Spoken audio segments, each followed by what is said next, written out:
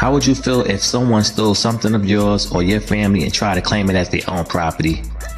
This happened in the case of Soulja Slim C MURDER. You had those who think that if a person passes away or is incarcerated, that they could take your lyrics or your intellectual property without it being noticed. Rapper 2 Pistol was called out by New Orleans rappers, the U-Boys out of Holly Grove, for stealing Soulja Slim lyrics from the song titled Cheese Eaters. Slim didn't get a chance to rise to international fame. So 2 Pistols, who was signed to Universal Records, which is a major label, figured that since Slim didn't get the wide exposure commercially, that he could use his lyrics without it being noticed. The U-Boys picked up on such theft of Slim's music and called 2 Pistols out and dissed them for such action. Same with C MURDER situation. C MURDER has been sentenced to life. True record artists and some of C's family members been fighting on his behalf to get him free for a crime that he didn't commit. Rapper 2 Chainz figured since C MURDER got life in prison that he could take the True Records imprint and form his own movement around TRU. 2 Chainz tried to count C MURDER out, but little did he know is that C MURDER has solid people that are still running True Records. Both Slim and C was victims of theft and infringement by 2 guys with the number 2 in front of their name.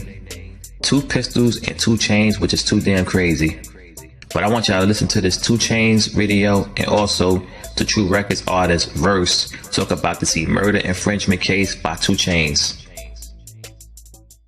Alright, what up, it's your player partner 2 Chainz, and you see me with the newest and latest recruits from TRU, the label, the real university, the real you. Alright, what up, it's your player partner 2 Chainz, and you see me with the newest and latest recruits from TRU, the label, the real university, the real you. Alright, what up, it's your player partner 2 Chainz, and you see me with the newest and latest recruits from TRU, the label, the real university, the real you.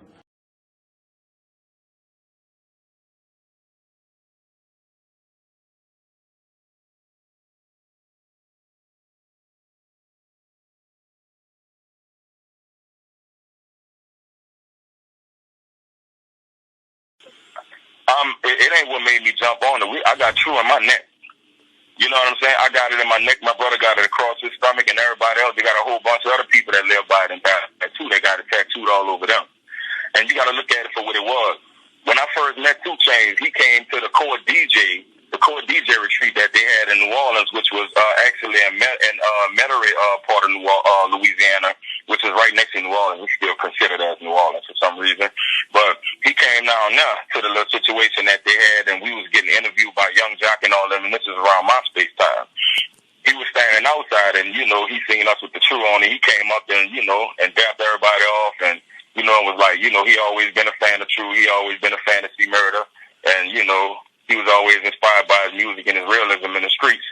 And, you know, so, you know, we just continued talking, and, you know, throughout the night, man, you know, he just, you know, he kind of stuck around a little bit, and, you know, ended up taking some pictures with TRU, and I never seen him with nothing True on, but I always did pay attention to the way he was looking all Google-eyed at the logo, because our logo have a certain appeal to it, and I seen it in his eyes, bro. And it seemed like right after Corey went to jail on that last time that he got convicted, he looked at C MURDER with that life situation as an early retirement, and he thought he could run with it. And what gave him the opportunity was when he done True Religion Jeans, which have the E at the end of True. He done the True Religion Jeans, and I seen the movement. I wasn't really tripping, but when he took the E off, that's where he fucked up. And then all of a sudden, he wants to start slick side cocking his R over to the side, which is our logo. So now we like, wait, what you doing? And never once did he reach out. Never once did he put any money towards his case. Never once did he give a phone call and say, hey, see, man, you know, look, I'm inspired by you, my dude. I like the True movement. I like the logo, whatever. You know what I'm saying? It's cool if I rock with it, and, you know, whatever. Or I'll be supportive, or, you know, let me put your artist on some songs or whatever, man. You know, or something, you know, just to be a part of the whole thing. He never once tried to really reach out to Corey, so anybody would feel like they stealing it. Like you stealing something. You taking something that you know have a significance to it, that could that extra light on you just because it comes from a real dude. So now his street credibility getting boosted up because of his logo that's been around for so long. So I'm like, wow, look what this dude doing. So I got at him a long time ago on Twitter, and I told him about the true situation. And if you go back and look at the Twitter thing, if I can remember, which might not be vividly, but I told him that I seen him using that true situation, and I told him he need to go ahead on and kill that situation with that true thing, or we'll help him. And you know what that means. So, you know what I'm saying? I told him chill out with that true shit, or we'll help him chill out with that true shit, because he knew he was down bad.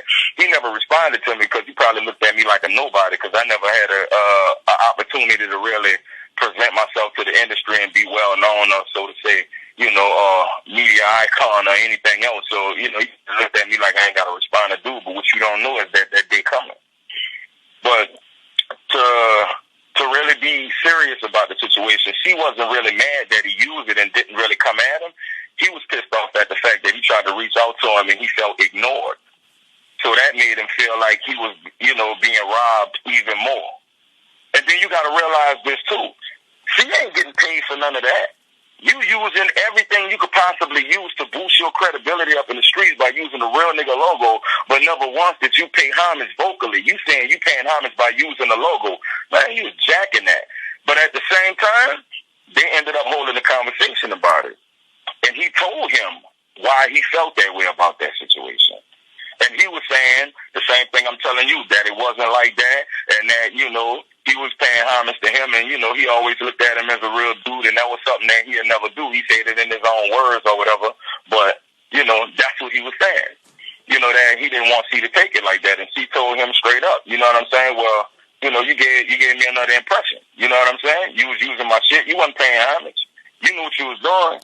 You know what I mean? But at the same time, if you was paying homage, your mistake was not reaching out to me, and I can accept you saying that you made a mistake and didn't reach out.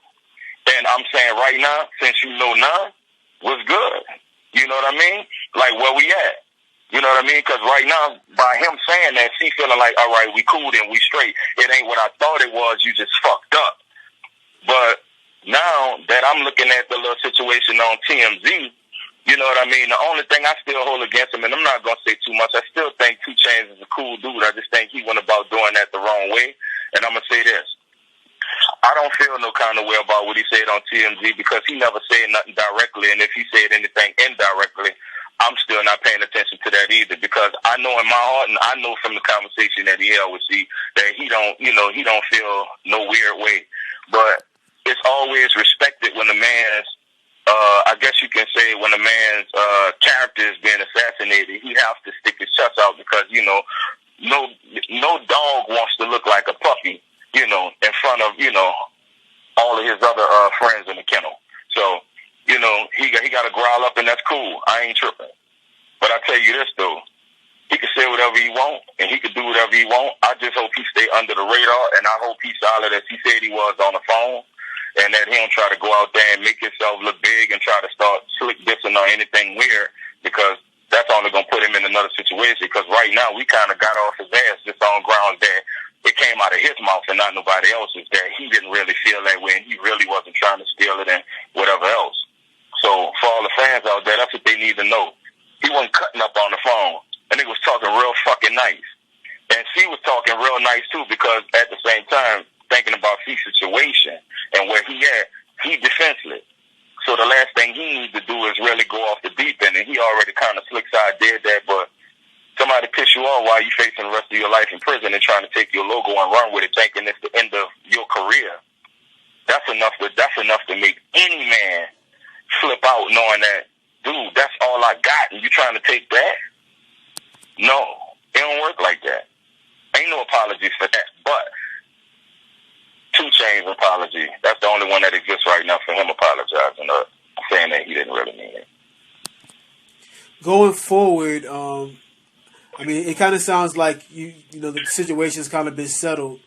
Is there anything else that you're expecting from 2 Chainz? Well, it ain't shit settled yet. It ain't settled. Everybody just got a cool in it. Ain't nothing settled. It's settled as far, let me tell you something. It's settled as far as us coming at him and doing diss records or pushing for forward to try to destroy his career and his credibility even more. We're not about to try to do that. That's over with.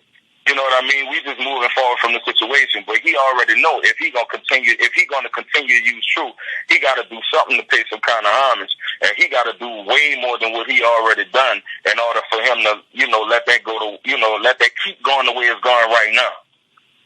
So it ain't just leave out the air. It's just, put it like this: the situation still exists. It's just not being promoted no more right now. So until we see officially that it's over, then it's over. But until then, ain't shit over, because it's still in our heart. We still standing around here fighting and everything for Corey. And they got niggas like him out there using the logo, and then this nigga making millions, and he ain't doing nothing towards my nigga situation. We don't give a fuck about your money, homie. But when you using something of ours, something that we represent, something that we live and die for, and you using that, and you got cash coming in behind that, you got to pay more than homage. You got to pay more than homage, homie.